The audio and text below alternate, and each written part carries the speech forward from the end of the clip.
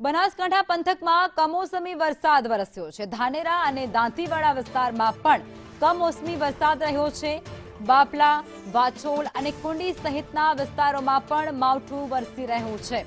ખાસ કરી ઘઉં અને બટાકાના જે પાક છે તે પાકમાં નુકસાન પહોંચે તેવી ભીતિ અત્યારે ખેડૂતોમાં સેવાઈ રહી છે, કારણ કે આ જે પાક છે તે તૈયાર થઈ ચૂક્યો છે, કાપણીનો સમય છે અને કાપણીના સમયે વરસાદ આવતાની સાથે જ ખેડૂતોમાં મુશ્કેલી સતત વધી ગઈ છે।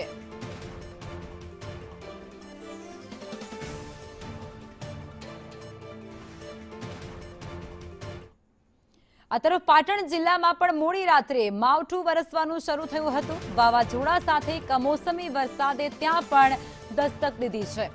સાંતલપુર, રાધનપુર, સમી અને હારીજમાં ભારે પવન સાથે વરસાદ કમોસમી વરસવાનું શરૂ થયું હતું।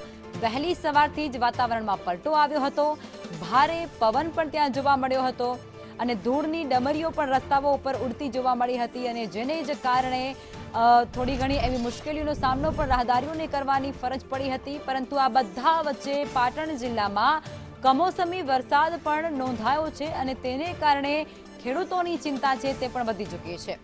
સાંતલપુર, રાધનપુર, સમી અને હારીજ સહિતના જે પંથકો છે ત્યાંના વિસ્તારમાં અત્યારે કમોસમી વરસાદે લોકોની ચિંતા વધારી દીધી છે।